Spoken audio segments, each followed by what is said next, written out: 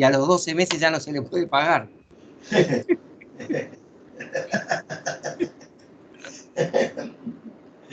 Hay una canción que dice, no es preferible reír que llorar. Aquí los analistas hablan que la inflación va a cerrar en 3.3 a 3.5 Anual. anual. Imagínate, Héctor, nosotros superamos el 1000% de eso, porque 55 para este año, para el que viene de mínima, ¿no? De piso 43%. Y se habla de que hay riesgo de hiperinflación. ¿A cómo está el dólar ahorita, Ben? ¿Cómo? ¿A cómo está el dólar? Y el dólar está pisado, está contenido vendiendo reservas y está casi 60 ya. Se calcula que para fines del año que viene va a estar a 88, pero también como piso. Porque principalmente el problema de la Argentina, si uno mira, es interesante, ¿no? Esto que está, vincularlo con un ser humano, ¿no? Sí. Cuando tú miras el historial de un ser humano, si ese ser humano viene con dificultades, pero parejito, por ejemplo, en la bolsa te dicen que un gráfico, ¿no? Que viene así, caída suave, más o menos sabes cómo tienes que manejarte. Si un gráfico va para arriba, también es interesante, sabes más o menos cómo manejarte. Pero ¿cómo manejarte con algo que hace así? Este es el problema de la Argentina. Hace 2 años el gobierno de Macri estaba como pareciendo rescatar, con las variables macroeconómicas, pareciendo rescatar al país. Y en 2 años lo hundió igual peor que el gobierno anterior. El gobierno anterior se fue dibujando los números, pero este gobierno ha hecho todo tan mal y la crisis se ha acelerado tanto. Ahora, no es la primera vez que le sucede a la Argentina. Entonces parece como una persona, como un borracho, que se para y se cae, se para y se cae. En fin. Hijo. No, pues, los mejores deseos para la hermana República Argentina. Bueno, gracias, Héctor. Gracias. Para México también. Gracias. Gracias. Ahí Bueno, andamos. ¿cómo, Héctor? Ahí andamos todos los latinoamericanos. Por eso siempre le digo la hermana República de Latinoamérica. Ok, Sí. gracias. El último detalle. No sé si alguno de ustedes me lo comunica, cuál es el porcentaje de pobreza que tiene México. Pero Argentina, siendo un país chico, porque tiene 46 millones más o menos, está alcanzando para fin de año el 35% de pobreza. Quiere decir que 1 de cada 3 pobladores de un país de 45 millones, que no es Brasil, no es tan grande, está en la pobreza. Y es un país con recursos potenciales enormes. Así que nadie se explica qué ocurre aquí. No tiene lógica. ¿Cómo es en México? ¿Tienen el índice ustedes de 45%, pero no es cierto ese valor, porque un 45%, ¿sí? Eso hablaría aproximadamente de 36 millones de mexicanos. Y la realidad es que la pobreza en México es más de 55 millones de mexicanos. Que yo creo que eso te llevaría a un número de un 60-65% de pobreza. ¿Tanto, Héctor? Me dejas sorprendido, entonces. No, sí. Sí. Más o menos andaremos como en unos 55 millones de pobres. En las últimas encuestas que habían salido todo el año pasado. Por ahí deben dar. Bueno, me dejas sorprendido. No pensé que era tanto. No, sí, ese no es el número, pero te digo, las cifras maquilladas del gobierno hablan de eso, de 55 millones, pero 55 millones creo que debe andar muy cerquita de un 60%. Es Pero mucho. 55 millones sí estoy seguro, ¿eh?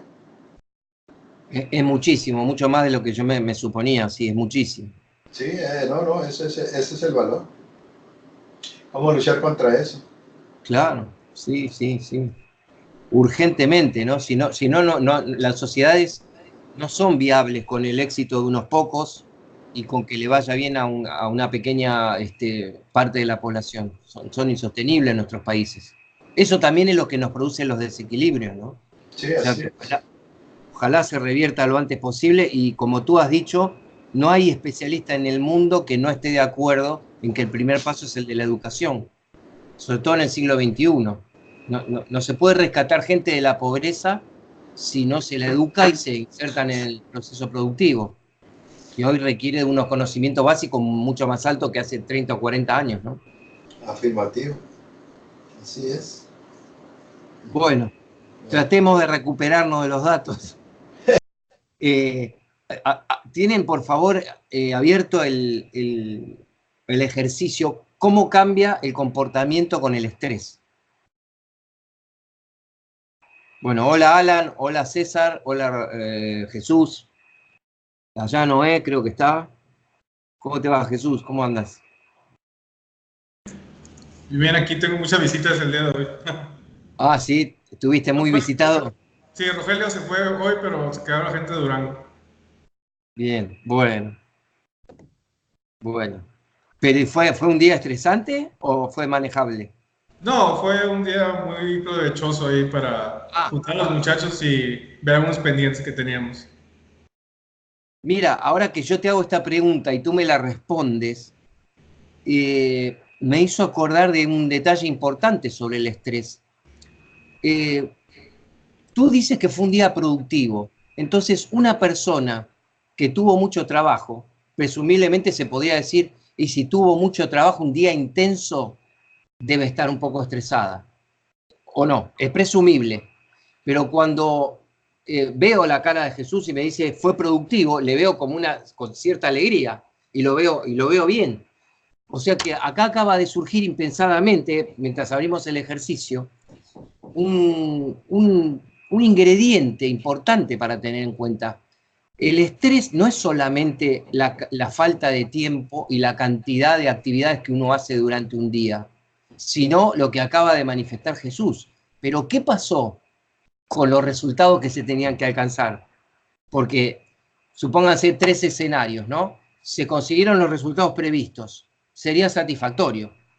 Entonces uno más o menos se va a dormir cansado, porque ahora les voy a preguntar, ¿es lo mismo cansado que estresado? ¿Quién me da la respuesta? A ver, Jorge, que tú has respondido inmediatamente con un no. ¿Por qué?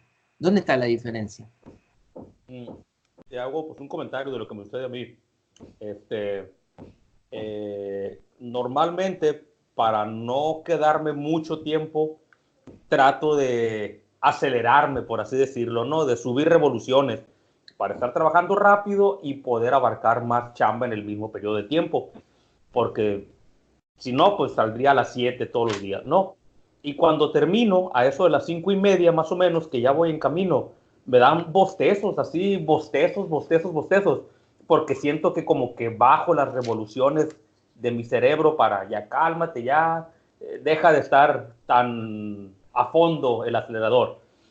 Entonces, definitivamente, un cansado normal es de que llegas, te relajas, me puedo dormir casi inmediatamente. Cuando estoy estresado, creo que la mayoría de las personas, pues andamos todavía dando vueltas, quiero cerrar los ojos y me vienen en la mente lo que tengo que hacer mañana o lo que hice mal hoy. Entonces, pues definitivamente no, ¿no? Y lo interesante es eso, pues que esos 20 minutos que hago de aquí a mi casa o 30 minutos, un bostezo y bostezo y bostezo, pero no significa que tenga sueño. Simplemente estoy bajando ahí, como dice Héctor, ¿no? El parasimpático, ¿no? Para ponte a velocidad normal, pues. Entonces sí puedo pensar que estoy un poco estresado durante el día de la manera buena, como el video que vimos ayer. Mi cerebro está multitask y ya lo relajo un poco a nada más concéntrate en salir a caminar al parque o ver la tele o ir a pasear, ese tipo de cosas. Claro, o sea que no son sinónimos cansado y estresado. O sea, si uno está estresado y además está cansado, se refuerza el estrés. Eso sí, si yo estoy estresado y ya me levanto cansado o durante el día me canso porque tengo muchas actividades y vengo estresado, se refuerza el estrés. Pero a veces puedo estar cansado sin estrés. Posiblemente Jesús, que tuvo un día intenso, empieza a sentir cierto cansancio, pero no tiene estrés. Y eso nos lleva a una pista muy importante. A veces yo doy un ejemplo extremo en los seminarios o en los talleres, pero por favor, ustedes siéntanse libres de ver si les parece bien, si coinciden. Justo que hablamos con Héctor de la pobreza, ¿no? Cuando se suele enfocar, por razones obvias, ¿no? Comerciales, de que el estrés, cuidado con los ejecutivos que trabajan de más, muchas horas, y el estrés, y el burnout, y el karoshi, como se le dice en japonés, etc., nos olvidamos que hay un estrés de las personas pobres o de las personas que están desempleadas. Eso nos remite a que hay un tipo de estrés emocional que es paralelo a la cantidad de actividad que tú tengas. Entonces acá viene lo delicado para que yo pongo, digamos, dos extremos, ¿no? Supónganse un ejecutivo de Microsoft que tiene que terminar el Windows 97 hace unos años, o el 2007 hace menos, o el que sea, ¿no? Tiene una fecha tope para terminarlo, pero ustedes saben que Microsoft fue una empresa que rompió una regla del capitalismo, que era que Bill Gates no contrataba empleados cuando arrancó, sino socios. Como no tenía dinero y tenía miedo de que le robaran el software, innovó de una manera insólita para la regla del capitalismo, que fue repartir acciones. O sea, tú tenías que estar dispuesto a pertenecer a Microsoft cuando eras muy joven y sin sueldo, estando a riesgo. Ese ejecutivo puede estar 10 días seguidos trabajando en su oficina, durmiendo poco, y puede tener un síntoma o digamos, un problema que se llama, no sé si habrán oído hablar, yo supongo que sí, que es parecido a los otros términos, pero no es exactamente lo mismo, se llama surmenage. Es una palabra que casi no ha sido traducida del francés. El surmenage es un primo hermano del estrés, pero no es exactamente estrés. Porque, ¿cómo se manifiesta el surmenage? Es un agotamiento mental. La persona hasta puede tener un desmayo y no se acuerda qué pasó. Ese ejecutivo de Microsoft hipotético que yo coloco, que está bajo una situación de mucho cansancio, de cierto estrés agudo, como dijo la especialista ayer, agudo pero no crónico, que es la gran diferencia, agudo pero no crónico, puede llegar a tener un surmenage. ¿Por qué? Porque de tanto trabajar tantas horas, el cerebro colapsa. Y dicen los médicos y sí, la gente que trabaja en medicina, que es como que si el cerebro se autoapaga. ¿Vieron como acá en Argentina le decimos, estoy buscando la palabra que se dice a la llave térmica? La llave térmica o tiene un nombre, otro nombre. Los que protegen, las palanquitas que protegen la tensión eléctrica. ¿Cómo se le dice en México? Está la llave térmica. Y hay otro término que se usa aquí. Hola, Rubén. Cuando se les corta la luz a ustedes, a veces por un cortocircuito, ¿cómo se llama el sistema que lo corta? Me sale inyector, pero no es inyector, es una palabra parecida. Caja de térmico le decimos. Caja de térmico. Bueno, cuando salta la térmica, desde lo mental más bien, se produce el surmenage. Entonces ponemos una persona que está trabajando un montón de horas para terminar un programa, pero está bajo un clima de productividad y muy posiblemente esté muy contento porque aunque está sacrificando horas con la familia y trabajando los fines de semana, sabe que su futuro es bueno. Tiene acciones de Microsoft y lo está haciendo en parte por su propio bienestar directo. Ahora, comparemos eso con un desocupado argentino o mexicano. Alguien que está desfavorecido por la edad, supongamos que tiene 55 años, está buscando trabajo y no consigue en Ciudad de México o en Buenos Aires. Esa persona técnicamente no está haciendo nada durante todo el día, tiene muchas horas libres, pero puede sucumbir, esta persona sí que puede sucumbir al estrés emocional, puede tener un derrame cerebral, puede tener un ataque cardíaco, puede tener una úlcera. ¿Y cómo se explicaría entonces esta diferencia? El de Microsoft acaba con surmenage, que es el cerebro se desconecta, pero casi sin consecuencias físicas. En cambio, el desocupado, que no hizo nada, tal vez en los últimos 3 o 4 días, se empieza a consumir a sí mismo. ¿Se entiende el punto de la diferencia, de lo importante que es? ¿A eso lo llamarían ustedes estrés emocional o le pondrían otro término? ¿Qué opinan de los dos casos que les comenté yo? ¿Sienten que pasa eso, que no es solamente la actividad lo que estresa?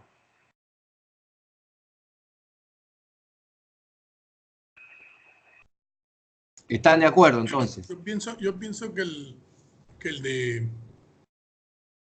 el de un desocupado es un estrés emocional tremendo. Obviamente pues, no es físico, no hizo nada, pero podría ser hasta mucho más fuerte que que alguien que está trabajando, ¿no? Como dicen, ¿no? O sea, bueno, estoy trabajando. El ejemplo que decías, ¿no? Bueno, no están tan bien las cosas en la economía, acaban de echar a 20 compañeros, yo tengo trabajo, eso te quita presión, vamos a decir, incertidumbre, bueno, ustedes se van a quedar trabajando, tienes un estrés porque estás muchas horas ahí, pero te dan más horas de trabajo, vamos a decirlo, pues, pero bueno, tienes algunas cosas en tu mente aseguradas, pero el que no tiene ese, así como dices, se consume, el que no tiene o le está yendo muy mal y no tiene qué hacer, te puedes consumir de inmediato, es más, hasta más fuerte. En lo personal, alguna vez yo estuve de esa forma, bueno, trabajando por mi cuenta, y las cosas apenas empezaban a darse, pero no muy bien, los ahorros empezaban a acabar, las cosas no caían, no había ganancias, solo había gastos, veías hasta cuándo se te iba a acabar el ahorro que tenías, no faltaban muchos meses, y es muy, muy, muy estresante eso. Es peor, es peor que tener mucho trabajo y salir de tu oficina a las 8 o 9 de la noche, a las 10 de la noche, nomás llegar y cenas y te duermes y estás de vuelta. Son diferentes y unos más estresantes que los otros. Bien, Rodrigo, y mencionaste una palabra que me parece importante, que es la palabra de darse cuenta que tenés ciertas seguridades, porque entonces esto nos permite recordarnos a nosotros mismos que no nos autosugestionemos con el hecho de que si tengo mucho trabajo en una semana, necesariamente tengo que estar estresado, porque ahora como se ha puesto de moda, pero en el buen sentido, no lo estoy diciendo que se ha puesto de moda superficialmente, al contrario, está muy bueno que todo el mundo esté hablando del estrés, pero el peligro es que se pase por alto digamos, los palotes, las cosas básicas. Cuando tú tienes algunas cosas aseguradas, como mencionó Rodrigo, cuando tienes aseguradas algunas cosas en la vida, tienes un límite para el estrés.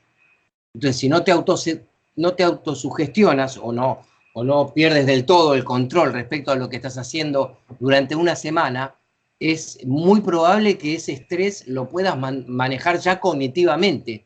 Ni hablar si aprendes las técnicas que está desarrollando Héctor, ¿no? El mindfulness, de hacer yoga, tener actividad, aunque no te gusten, suponte que no te gustan esas corrientes, todavía le sospechas un poco. Bueno, la gente que ni siquiera hace ejercicio físico, la gente que no se da ciertos placeres, que ahora de eso se va a tratar el ejercicio, no se da ciertos placeres porque tiene la matriz. ¿Se acuerdan del test de temperamento? Hay personalidades, había un estilo que llamaba el sacrificado, no sé si ustedes lo recuerdan, y a cada uno de nosotros nos dio un puntaje en sacrificado. Entonces, a que le diera arriba de todo el sacrificado, es la persona que tiene una estructura mental, de creencias y emocional, de que la vida hay que sufrirla, el esfuerzo nunca puede parar, bueno, y venimos, bueno, hay algunas religiones que dicen, venimos a sufrir a este valle de lágrimas. Yo no voy a abrir juicios sobre eso, porque en el budismo también se dice que esta es una vida de sufrimiento, etc. Pero eso ya es más filosófico, ¿no? Y es una postura más bien trascendente. Lo que estamos hablando acá es la persona que tiene la creencia de que, vieron que la especialista y Punset decían, la primera manera de salir del estrés es sabiendo si creemos que se puede salir. Y obviamente, hagamos lo que hagamos, nos toque lo que nos toque, se puede salir del estrés.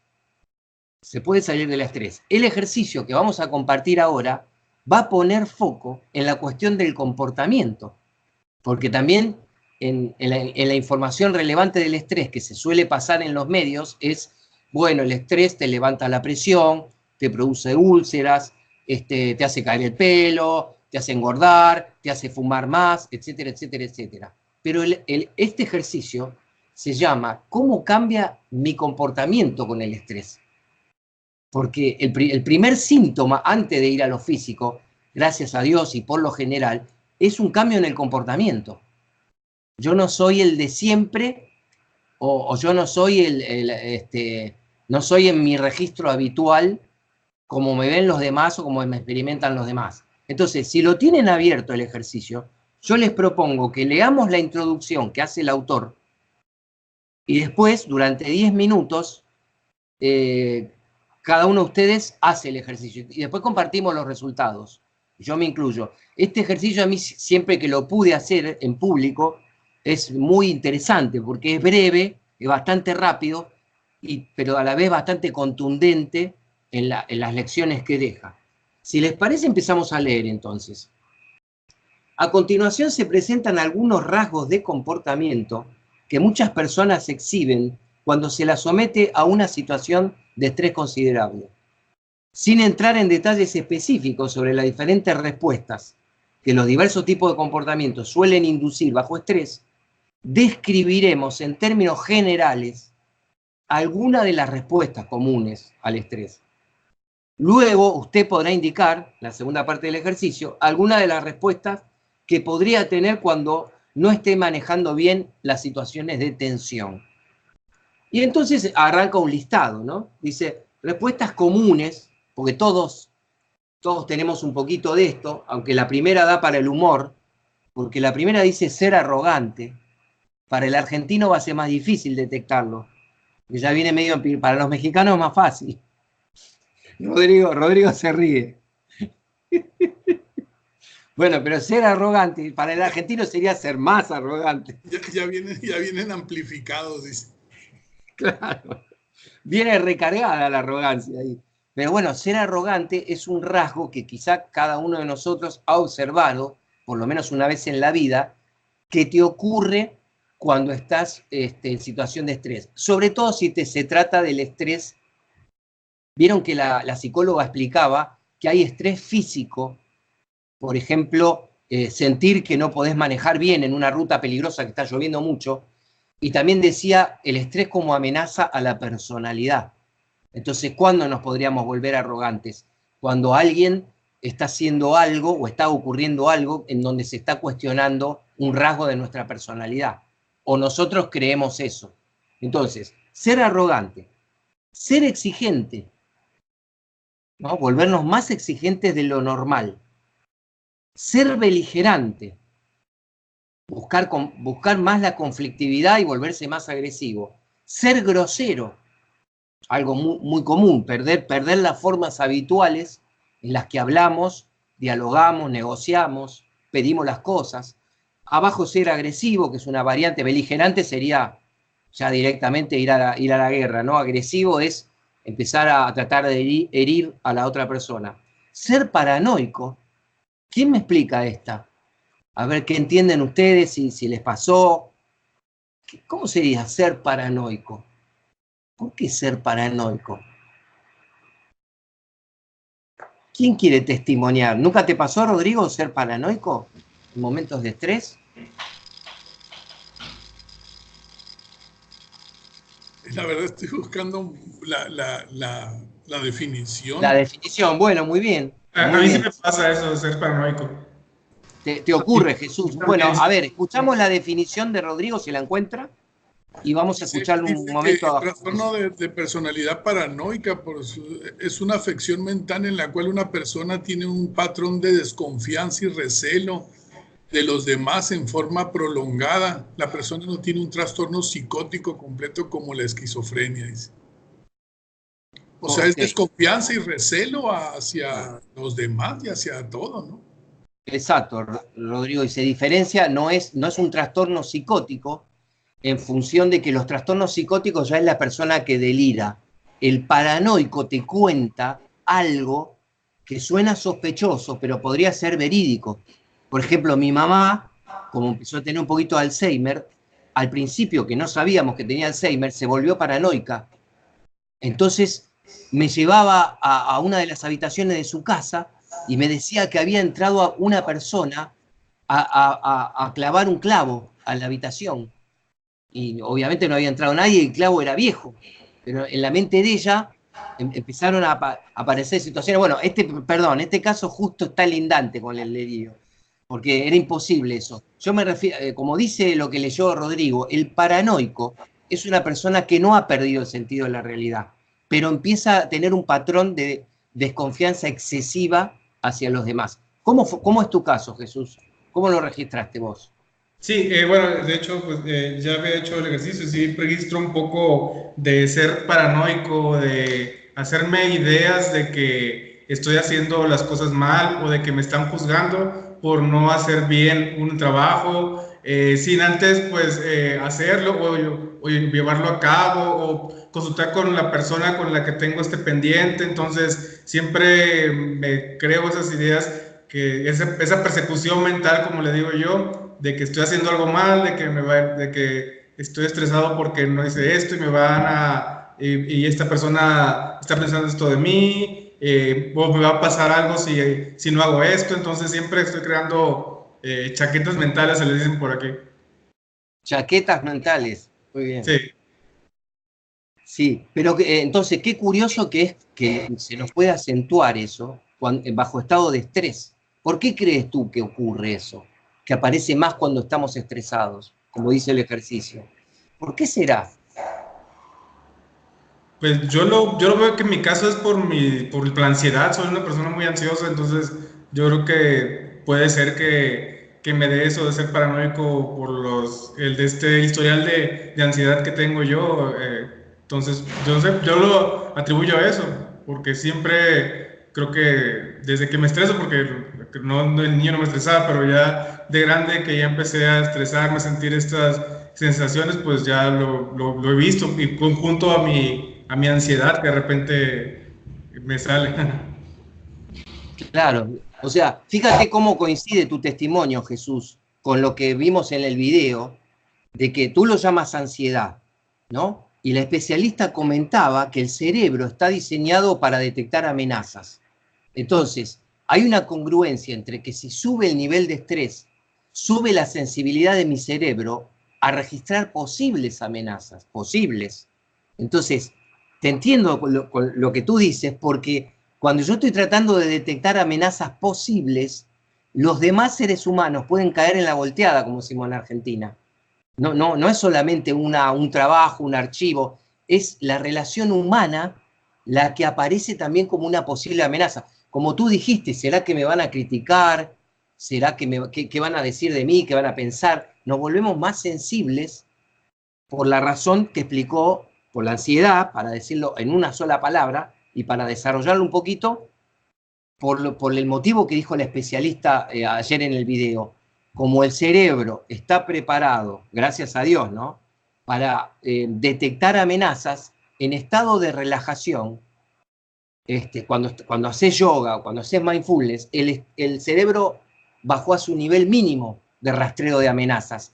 No puede ser cero eso tampoco, porque no vas a ir a una clase de yoga y hay un incendio y tú no te vas a mover de ahí porque estás en estado de yoga. Te vas a mover igual, pero no vas a tener la tensión previa que tenemos las personas durante el día normal de trabajo, que es lo que dispara esa ansiedad de la que tú hablaste. El estrés, cuando se vuelve crónico, ya se vuelve un estado de ansiedad, el cerebro se vuelve súper sensible, aparecen varias de estas cosas que estuvimos leyendo, y nos habíamos detenido en la de paranoico, que creo que quedó clara, ¿no? La siguiente, ser drástico. Ahí viene eso. ¿Quién me cuenta qué significa? Y es la última por ahora, del primer listado, porque después se le agrega un listadito al autor. ¿Qué sería ser drástico?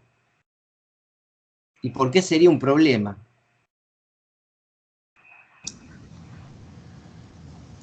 Yo sé lo que es porque a mí me pasa, pero me gustaría escuchar un testimonio de ustedes. ¿Les pasa que ustedes se registran más drásticos cuando están en estrés? ¿Cómo sería drástico? O sea, no negociar nada, o sea, Y o por haces ejemplo, algo, o no lo haces, o te quedas o te vas, o sea, nada de negociaciones ni cosas así. O sea, muy drástico, pues, como dice. claro. Sí, tal cual, Rodrigo. Y me imagino que eso sería desde el punto de vista de la negociación. Y también desde el punto de vista de la relación, podría ser que yo entro en tu oficina y te veo nervioso y tú me cuentas el problema y yo te tiro una idea alternativa y tú la rechazas en el acto. Eres drástico, o sea, no importa si mi idea es correcta o incorrecta, ¿no? Lo que sería el síntoma del estrés es que tú la rechazas tan rápido que se nota que no te has dado un tiempo para reflexionar. Y esto tendría una lógica, ¿no? Que nos volvemos drásticos porque el estrés, ¿qué nos hace sentir? ¿Están de acuerdo en que no? ¿Están de acuerdo con la palabra urgencia? El estrés te hace sentir que todo es urgente, o no. ¿O quieren colocar otra palabra en lugar de urgente? Porque si no, ¿por qué nos volveríamos drásticos? ¿Ustedes cómo de qué? Si yo si les digo que el sentimiento de urgencia aparece con el estrés, ¿ustedes están de acuerdo o sienten otra cosa distinta? ¿Hay un sentimiento de urgencia para una dirección, para otra, según el tipo de situación, ¿no? ¿O quieren ponerle otra palabra?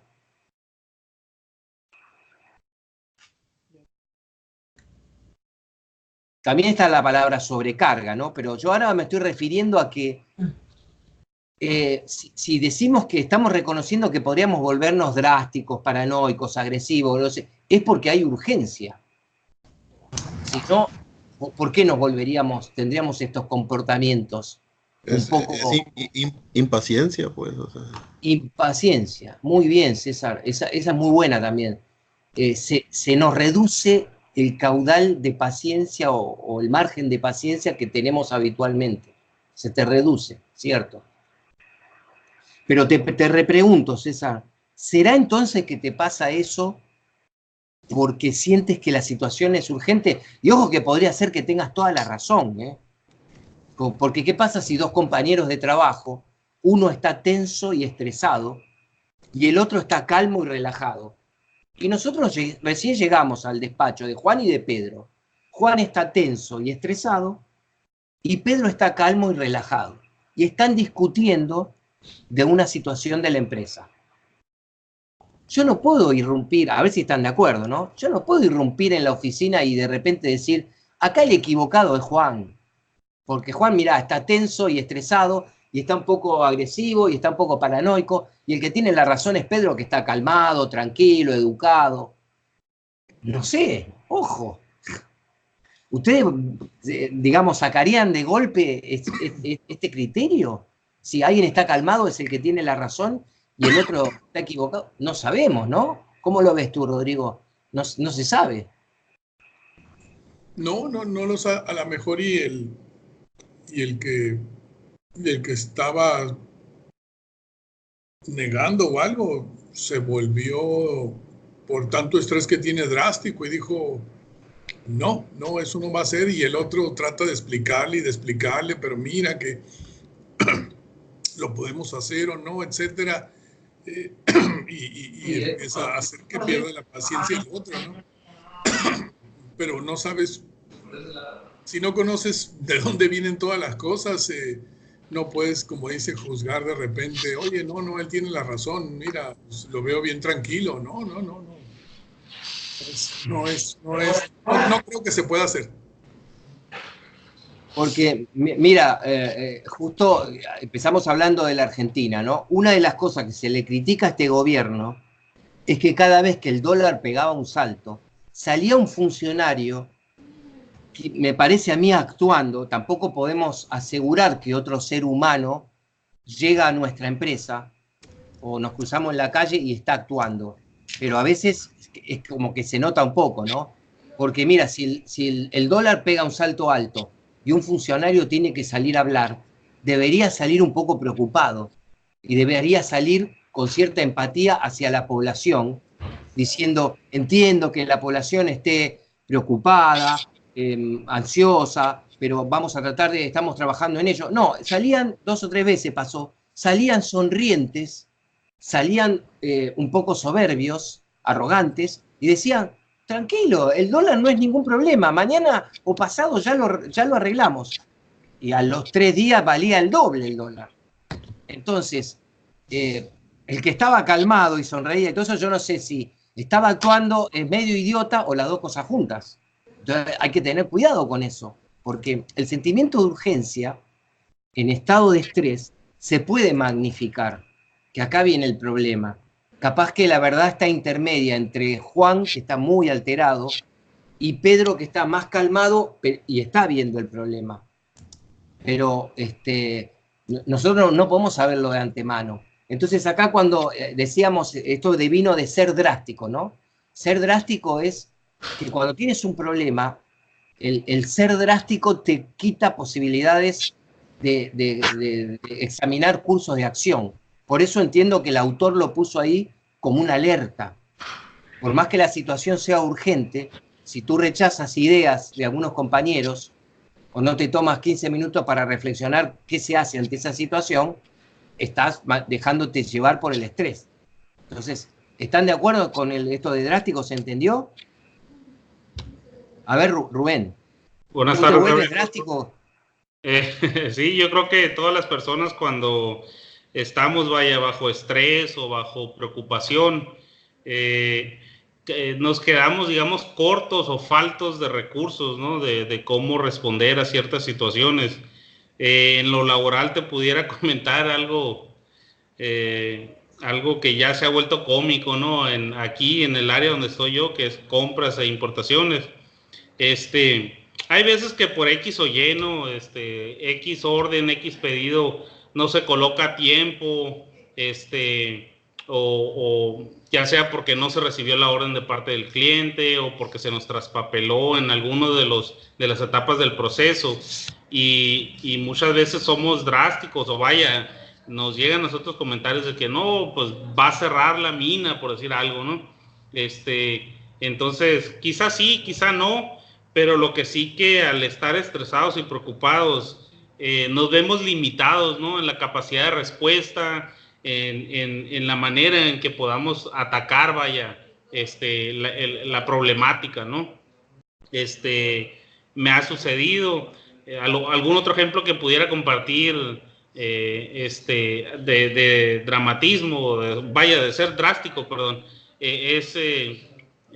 por ejemplo, en la política, cuando se veía venir que López Obrador iba a ganar en México, los partidos opositores lanzaban comerciales, propaganda y todo de que México se iba a convertir en un Venezuela, en un Cuba, en un país de ese tipo, ¿no? Donde pues no iba a haber ley, donde la democracia no la iban a respetar, donde no iban a respetar las instituciones, esto y el otro, pero era lo mismo, ¿no? Yo creo que los partidos opositores estaban bajo presión, bajo estrés, vaya, de perder pues las elecciones, ¿no?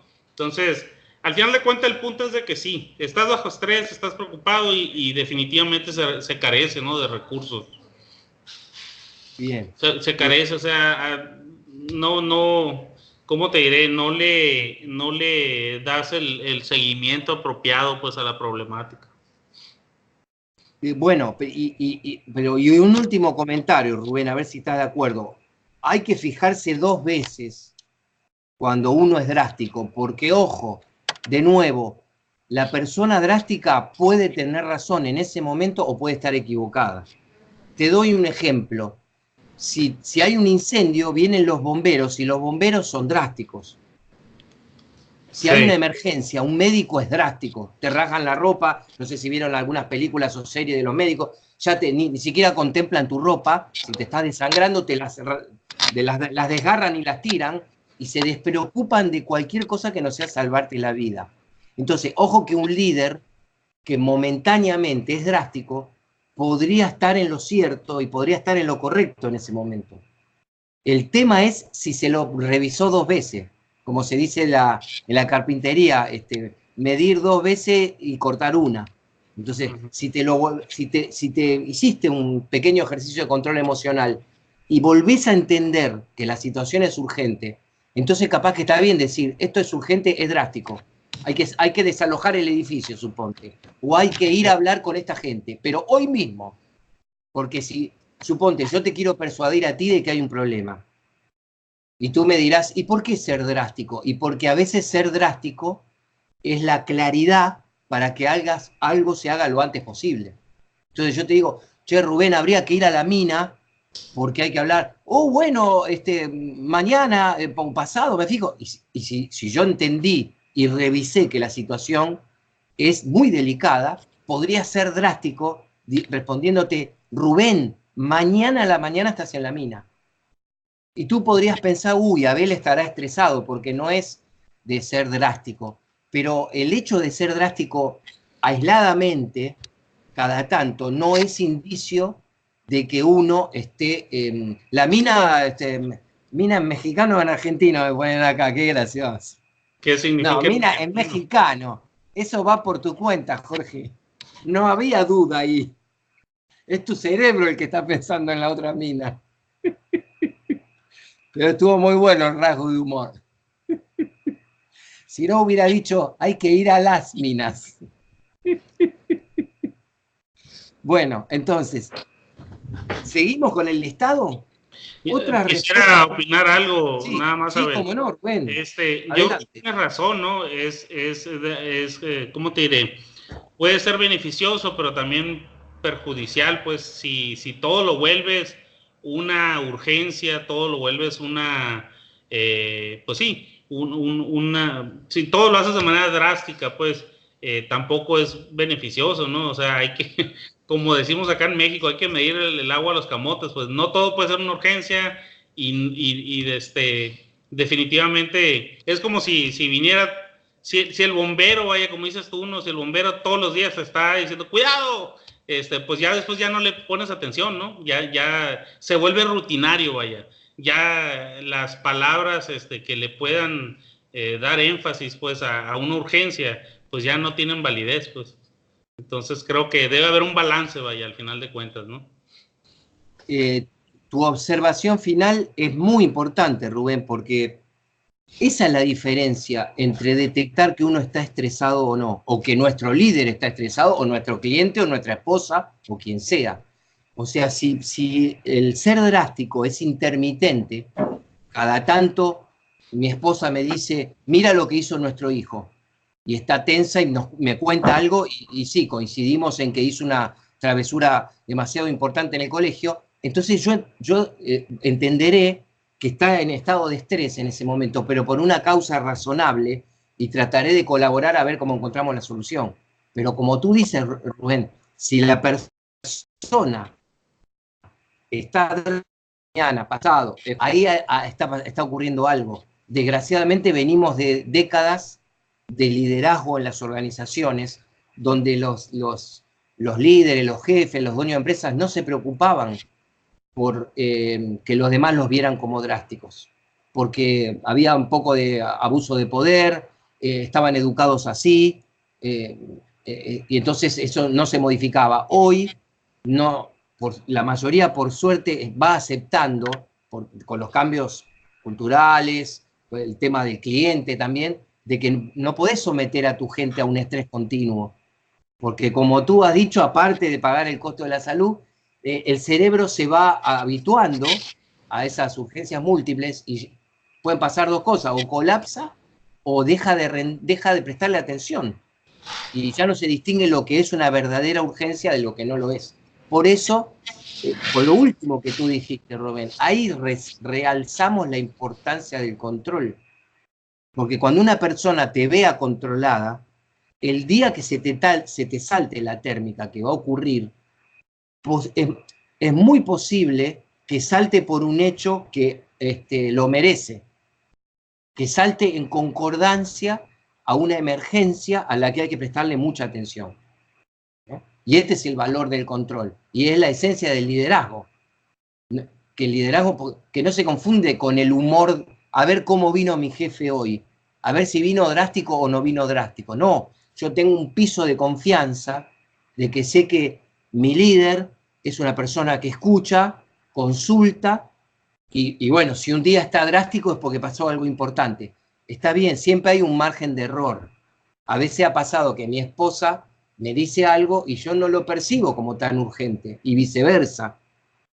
Pero por eso lo importante es que si uno no está tan drástico, arranca un poquito drástico, pero está con autoconciencia y control, bueno, aceptará otro punto de vista y casualmente te ayudará a autorregularte, ¿no? Porque volviendo a lo de Juan y Pedro, yo entro en tu despacho, Rubén, te cuento muy alarmado algo que me parece a mí que está pasando hoy en nuestra empresa. Si luego de volcarte mi alarma tengo capacidad de escucha y tú me das otro punto de vista y me muestras que en realidad no es tan urgente, no es tan grave, y yo puedo escucharlo, y bueno, ese es el alto valor de la relación humana bien entendida, ¿no? Ese es el alto valor de las destrezas sociales, que es la última de las competencias de la inteligencia emocional, donde nos ayudamos en equipo, porque siempre uno solo que recibe la noticia al principio puede ser justo el más sensible o el que está muy estresado, va y lo difunde como que se está viniendo el mundo abajo. Entonces otro compañero que está en otra situación, que ese día está mejor, que está con menos carga de trabajo, lo ayuda y le muestra que hay una salida, que no se desespere, porque recuerden que al final del camino del estrés está la desesperación. De hecho, no sé si registraron que cuando hablaba de los géneros, la especialista recordaba, los varones, dicen que los varones se estresan más que las mujeres, que ha sido comprobado. ¿Se acuerdan que ella misma reconoce que experimentalmente los varones nos estresamos 3 veces más que las mujeres? Pero también ella le pone un bemol a eso y dice, cuidado porque los varones pagamos el precio de un accidente cerebrovascular o un ataque cardíaco. Las mujeres no tienen un colapso tan notorio, pero se empiezan a deprimir. Las mujeres tienden más a la depresión. Entonces, esto también hay que considerarlo. Nos puede pasar a los varones también, y puede haber una mezcla. Yo puedo volverme drástico en un momento y a los 10 minutos siguientes estar deprimido. Y la depresión se toca con la desesperación. Que creo que fuiste tú, Rubén, que dijiste la falta de recursos. La desesperación es cuando uno no ve una salida, no ve un recurso. Bueno, para redondear lo que dice el autor, ¿no? ¿Cómo, Rubén? ¿Dijiste algo? Perdón. Ah, ok. Bueno, y otras respuestas. Actuar impulsivamente, que ya lo estuvimos analizando por anticipado. Actuar impulsivamente. Volverse muy emotivo. Volverse muy emotivo. Ser poco realista sobre lo que puede esperar de usted y de otros. Acá esto se toca, Rodrigo, con lo drástico, ¿no? ¿Qué te parece? Drástico también es ser poco realista sobre lo que podés esperar de usted y de otros. ¿Cómo conectarías? No entiendo si alguien puede decir ahí, o sea, ser poco realista sobre lo que puede esperar de usted y de otros. No, o sea, no le entiendo la aseveración esa. Si estás estresado, si estás preocupado puede ser poco realista. No le entiendo muy bien. Te voy a dar un ejemplo personal, que ya lo conté, pero lo vuelvo a contar muy cortito, pero con otra luz. Porque a veces nosotros vamos a ver la película, ¿se acuerdan la candidata a vicepresidente que es desafiada en televisión, que es atacada en televisión, y ella va a contestar y se tapa la boca? Hay una escena de esa película que la vamos a volver a ver, pero no bajo la luz del control emocional, sino bajo la luz de las destrezas sociales. Ya volveremos a ese video. Entonces, ahora lo mismo. Yo les conté que en un momento de la preadolescencia de mi hijo, yo no sabía manejar bien los límites, cómo se los tenía que poner a él, y cuando tú buscas un resultado y no lo encuentras, aparece el estrés. Entonces, yo le decía, a las 9 de la mañana, hacé la cama antes de ir al colegio, no la hacía. Al mediodía, comé con los codos sobre la mesa, no lo hacía. Lavá un plato, no lo hacía. Entonces se iban acumulando los desafíos que él me planteaba a mí, y yo le iba poniendo, les conté que no lo llamaba castigo, yo le enseñaba, mirá, si yo paso una luz en rojo en la calle, pago consecuencias. A veces directa, choco, mato a una persona o me matan a mí, a veces indirecta, me llama la policía, me pone multas, se llaman consecuencias sociales. En casa, también, mamá tiene una responsabilidad, papá tiene otra, y tú tienes que tener algunas. Si no cumples con esas responsabilidades, hay consecuencias, no castigos. Porque él me decía, ¿y vos por qué me castigás sacándome la PlayStation? Yo le decía, yo no te castigo. Yo busqué un acuerdo con vos, que vos hagas la cama, hagas y vos no lo hiciste, y yo te advertí de las consecuencias. Bueno, ahora viene la cuestión. ¿Qué pasa, Rodrigo? No me estaba funcionando mi sistema de consecuencias, y entonces acudí a una psicóloga infantil, infanto-juvenil sería, ¿no? Especialista en adolescencia. Le cuento el caso, ella me escucha atentamente y me dice algo parecido a lo que dice este autor. Me dice, usted está reaccionando tan rápido y poniendo consecuencias tan severas que no son realistas para su hijo. O sea, sería una mezcla de que me hubiera dicho, usted se está volviendo tan drástico que no se da cuenta que perdió el sentido de realidad frente a un chico de 12 años. Y ella, ¿cómo me lo expresaba? Me dice, si usted le pone consecuencias tan rápido, en el lenguaje que dijo Rubén hace un ratito, se queda sin recursos. Y el estrés que se produce a usted y el estrés que se le produce a su hijo hace que la situación se distorsione y ya no hay educación emocional. Entonces ella me dice, usted tiene que encontrar una manera más progresiva, más negociadora, usando incluso el sentido del humor. Claro, yo aprendí muchas cosas siendo padre, ¿no? Y supongo que tú también, Rodrigo, bueno, Héctor, y los que tienen chicos ya van a ver lo que van a aprender cuando se llegue la adolescencia de los hijos, porque es la gran etapa crucial, ¿no? Ojalá tengan pocos desafíos, pero si los tienen, bienvenido, pues se aprende mucho. Entonces, creo que, no sé si se entendió, Rodrigo, el ejemplo. Ella me dice, en el lenguaje de este autor, usted está siendo demasiado drástico, y al ser demasiado drástico, está perdiendo de vista qué puede responder su hijo y qué no puede responder. Me dice, si usted no sale de este círculo vicioso, su hijo ya siente que tiene cadena perpetua. Y entonces, como dijo Rubén, el cerebro de mi hijo se había acostumbrado a los estímulos estresantes. Hoy me sacaron la televisión, mañana me sacan el celular, pasado me sacan la PlayStation. Ya las cosas no van funcionando. Se va erosionando la confianza, hasta se puede erosionar el respeto. Entonces, imagínense que cuando yo escuché esta advertencia del especialista, pegué un golpe, un volantazo. Volví a casa y me armé un plan de acción muy diferente del que venía llevando. Para mí valió oro. Tuve 2 o 3 entrevistas, ¿no? A veces no es tan rápido la comprensión y la asimilación de los consejos que te dan. Pero a mí me cambió la vida, me salvó esa asistencia. Porque cuando tú entras en ese bucle de ser drástico y poco realista, tiene que aparecer alguien de afuera que es como que te rescata momentáneamente. Es como si tú te estás ahogando y estás pegando esos manotazos y alguien te tira un salvavidas. Cuando tú recibes el salvavidas, de inmediato ya te calmas. ¿Por qué? Porque no sé quién de ustedes, tú Rodrigo, dijiste, ya no estás totalmente inseguro. Entonces, cuando recibes el salvavidas, vuelve el cerebro a ponerse en funcionamiento. Y ahí podés por ahí seguir una instrucción del que te ayuda. Bueno, ahora quédate tranquilo que yo te voy a jalar de aquí. Ahora, mientras estás con los manotazos, el cerebro está paralizado y poco realista. Ni siquiera se da cuenta que se hunde más rápido con los manotazos de abogado. Bueno, sigue ser desorganizado, que lo habíamos tocado ayer. Querer que las cosas se hagan a su manera. Qué detalle, ¿no? Querer que las cosas se hagan a su manera. Un matiz donde entra el ego acá. Vacilar mucho, que es todo lo contrario de ser drástico.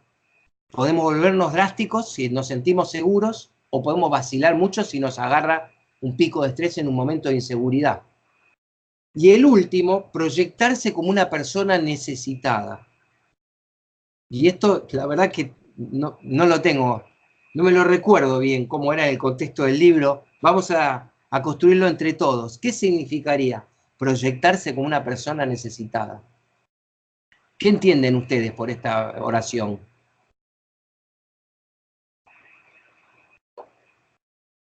Creo que el estrés se hace actuar como, como lo que a veces llaman, ¿qué? Pasivo-agresivo, creo. Así como de que Sí, podría ser primero y luego así pasivo-agresivo. como que, bueno, pues yo pobrecito, pero es el mismo estrés el que te hace actuar y hablar de esa manera, ¿no? Sí, está bien, es un buen acercamiento, Jorge, es cierto.